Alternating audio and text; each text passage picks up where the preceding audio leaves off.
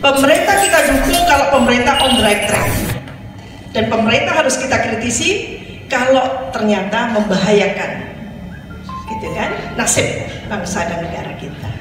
Seharusnya warga negara yang jangan lupa subscribe dan nyalakan loncengnya agar tidak ketinggalan info terbaru dari Davina News. Video ini dipersembahkan oleh Indo Express. Indo Express Fast Handling Fast Solution. Saya kira seperti itu, tapi saya sebagai moderator mohon ampun dan maaf karena saya salah ya, tidak tepat dengan janji saya. Saya juga mohon maaf sama pembicara yang lain, narasumber yang lain. Tapi maafkan ya, dan batin loh, saya minta maafnya. Oleh karena ini memang kita ilmu di sini, jadi saya kira bukan waktunya yang kita persoalkan, tetapi substansinya seperti semuanya sangat naratif, substantif. Oleh karena itu disempurnakan lagi dengan penampilan terakhir, ya kan, dari Mbak Yuni Siti Suro. Dari tadi banyak sekali juga yang disampaikan, terus janganlah, kita kan tuan rumah, cukup setengah jam. Satu menit. Terima kasih. Bismillahirrahmanirrahim. Assalamualaikum warahmatullahi wabarakatuh.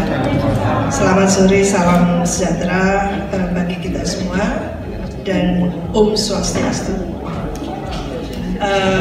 Bapak Ibu yang saya hormati, saya sebagai peneliti dan sekaligus sebagai DNPIM sangat tercerahkan oleh Mbak Eni, oleh Mbak Anis, oleh Bang Sahganda, Bang Ihsan yang luar biasa, dan Bang Salamuddin Daeng.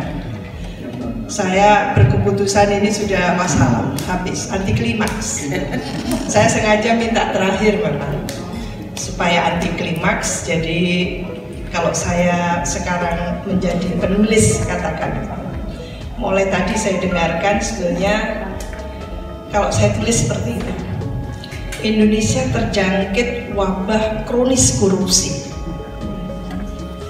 Pertanyaan tersebut bukan sinis, sebab dalam realitanya nyaris tiada hari tanpa berita korupsi. Bagi sebuah negara, korupsi sangat berbahaya. Ibarat pohon, korupsi adalah benalu yang menggerogoti pohon inangnya. Dampaknya tidak saja membuatnya kering kerontang, tetapi juga bisa membuatnya mati. Korupsi merupakan hobi lama menurut saya. Habis ceritanya panjang tadi, saya menarik satu kesimpulan, korupsi ini hobi lama yang belakangan ini, hobi ini semakin menjadi-jadi, yang menjangkiti semua institusi dari cabang-cabang kekuasaan, baik legislatif, yudikatif, eksekutif, itu infrastruktur, suprastruktur politik. Tadi saya paling termangu adalah oleh Bang Ihsanuddin, apalagi sampai kena santet gitu. Pas kena santet itu tenang Bang, di kanan kiri bau Anda ada malaikat. Tidak bakal mati kalau Tuhan tidak izinkan mati, gitu kan? Jadi luar biasa. Lalu ujung-ujungnya ini semua politik kan? Waduh, gitu kan? Ilmu saya soalnya. Saya ini sarjana ilmu politik. Di belakang sana juga iya, Mbak Husnul Maria, dosen ilmu politik dan demonstran. Air lady. Sudah, jangan banyak-banyak. Pemilihnya sudah selesai. Iya, jadi ketika politik dan disampaikan bahwa sebenarnya distorsi, penyimpangan, pelanggaran yang permanen, itu kesimpulannya adalah by design. Jadi kalau hanya kolo-kolo kata orang Jawa, atau tempo-tempo kadangkala, itu artinya mungkin silap. Tapi kalau mulai dulu sampai sekarang menjadi-jadi, dinamika korupsinya bukan semakin bagus, dinamikanya itu semakin luar biasa, pantang mundur gitu ya, tidak ada malunya. Itu artinya by design. Pilihan kita ini mau maju Jangan dulu, sabar. Jangan hari ini. Kita klimakskan dulu, gitu ya.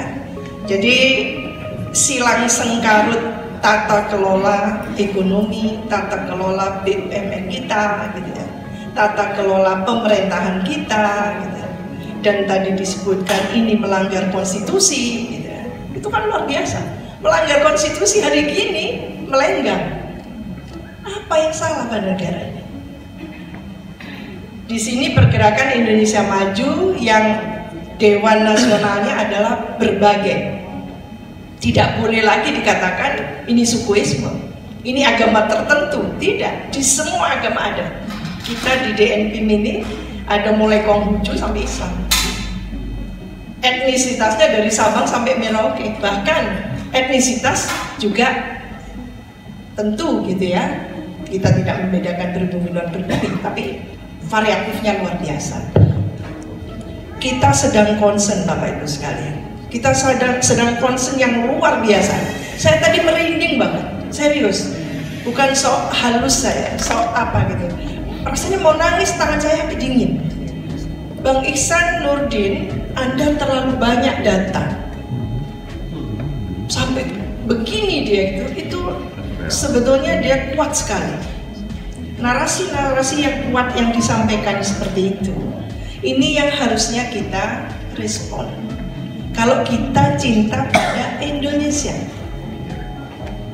Ini sudah tidak ada pemilu, jadi nggak ada beban lagi bagi kita dukung-dukung, tidak ada. Pemerintah kita dukung kalau pemerintah on the right track. Dan pemerintah harus kita kritisi kalau ternyata membahayakan, gitu kan, nasib bangsa dan negara kita. Seharusnya warga negara yang bertanggung jawab seperti itu. Kita masih ingat gerakan reformasi tahun 98 tidak lain tidak bukan adalah untuk memberantas 3 hal: nepotisme, kolutisme, dan korupsi. Karena saya termasuk terlibat di dalamnya. Bang Ihsan tidak, ini juga tidak, gitu ya. Kami di LIPI, 19 peneliti LIPI ini mendapatkan surat dari Pak Habibie, di warning keras 2 kali. Kalau sekali lagi melakukan itu langsung di PHK, diberhentikan. Jadi kalau Pak Harto masih terus, kita PHK, pasti itu. Dan lalu kedutaan Amerika, kedutaan Malaysia datang ke LIPI waktu itu. Karena kami meminta pergantian kepemimpinan nasional, karena kita waktu itu sudah tidak kuat dengan KKN. Jadi roh dari gerakan reformasi tahun 98 adalah untuk memberantas KKN. Asumsinya lalu kita bersepakat untuk menerapkan sistem demokrasi. Dengan sistem demokrasi kita hentikan top down, gitu kan? Sistem senioritas, sistem otoritarianisme. Sistem kita inginkan adalah transparan dan akuntabel, partisipatif. Meleset semua. Ujung-ujungnya politik. Diperbanyak sistem multipartai, gitu ya. Sistem multipartai banyak, gitu ya. Ternyata fungsi representasi tidak terjadi. Core demokrasi yang katanya partisipasi, kontestasi, representasi itu batal semuanya. Jadi kita tinggal bertanya sekarang, 98 sampai tahun 2020, berapa tahun? 22 tahun. Kita berdemokrasi dengan ala-ala, gitu ya, bukan sangat Pancasila. Kita berdemokrasi minus Pancasila, kita pertanyakan, kita evaluasi. Ini dampaknya kok tambah-tambah, gitu ya, tambah jelek, gitu ya. Kita kehilangan nilai-nilai, kita kehilangan kesantunan, keadaban. Kita tidak saling percaya. Distrust itu Bapak Ibu sekalian sebagai satu sistem nilai itu yang tidak boleh hilang dalam Bhinneka Tunggal Ika. Distrust antar komunitas, antar kita masyarakat seperti ini. Distrust masyarakat kepada pemerintah, kepada wakil rakyat itu buruk sekali. Jadi ini harus kita hentikan. Apa solusinya? DNP, Pergerakan Indonesia Maju, harus ikut merumuskan ini sebagai bagian dari civil society yang senantiasa harus kritis untuk mengevaluasi, mereview, gitu ya, perjalanan negara dan bangsa kita. Bukan hanya hasil pemilu 2019, bukan. Kita pertanyakan perjalanan kita sudah on the right track tidak? menuju, katakan gitu ya, sebagaimana yang sudah dikonseptualisasikan oleh para pendiri bangsa. Kalau kita tidak on the right track, siapa yang mengingatkan? Sementara pemerintah dengan kebijakan-kebijakannya sudah kita baca 5 visi besar. Nyambung tidak 5 visi besar dengan realitas yang kita lakoni gitu ya, kita lakoni kali ini.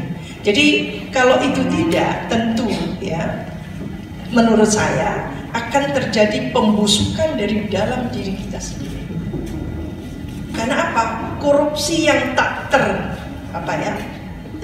terkendalikan lagi, yang dilakukan oleh semua cabang kekuasaan, oleh semua bahkan elemen dan dalam lini kehidupan kita, ini merusak kita. Nama kita hancur, tidak hanya di ASEAN, di Asia Pasifik, bahkan di global.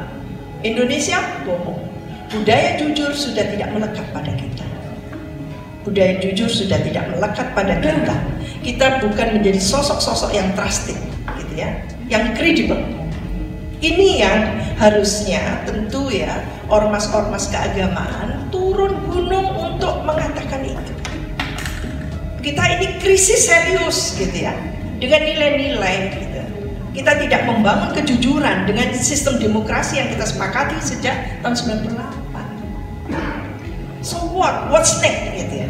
Kita berpikir untuk memberikan solusi, Bapak Ibu sekalian. Apa solusinya? Kita harus hand in hand membangun trust itu. Tidak menafikan, tidak melakukan political othering. Lagi-lagi politik. Kalau sudah othering, tidak pakai politik, mungkin tidak masalah, gitu ya. Yang lain gitu. Begitu political othering, sudah ada diskriminasi, ya kan? Jadi politik ini yang kita redam sedemikian rupa dengan memberikan solusi, yaitu penegakan hukum atau membangun kualitas hukum kita supaya kita semuanya menjadi manusia-manusia yang menjunjung tinggi etika, gitu kan? DRC kemarin memang membahas masalah etika dan tata kelola, gitu ya. Nah, ini yang penting yang harusnya menjadi ranahnya PIM, gitu ya. Karena PIM ini bukan ekonom, bukan politikus, gitu. Tapi di sini adalah memang bergerak untuk kemanusiaan, kemajemukan dan kebersamaan. Ketika ini terancam, kita harus speak up. Jadi kalau PIM saat ini mengambil topik yang menurut saya ini topik yang sangat berat, terus terang tadi itu mendadak saya pusing, gitu. Pusing tadi. Di ujung itu saya dingin, tangan saya kaget sekali dengan data yang luar biasa. Biasanya saya nonton di TV, tapi kan in and out gitu. Bukan corona, tapi ya itu tersentak. Saya bilang, kaulah saya tersentak. Hanya Bang Ihsanuddin Nursi yang membuat saya tersentak dan merinding saya. Mengapa segitu jauh distorsi terjadi atau pelanggaran, penyimpangan, bahkan melanggar konstitusi dan kita aminkan saja. Ini lemah iman kita. Jadi janganlah, kita harus menjadi warga negara yang cinta negara kita, dan oleh karena itu kita ingatkan bareng-bareng. Tidak ada niatan apapun dari pergerakan Indonesia Maju, gitu ya, untuk menohok siapapun, tidak. Tapi ini concern kita kepada negara, kepada NKRI. Oleh karena itu semoga ya menurut saya ini menjadi satu mungkin leverage factor bagi kita memperbaiki secara serius, gitu ya, baik itu untuk katakan gitu ya pemerintah, kita masukkan bagi pemerintah maupun masukan bagi ormas-ormas yang ada dan sebagainya yang mungkin berhimpun dalam civil society. Terima kasih. Wassalamualaikum warahmatullahi wabarakatuh. Terima kasih.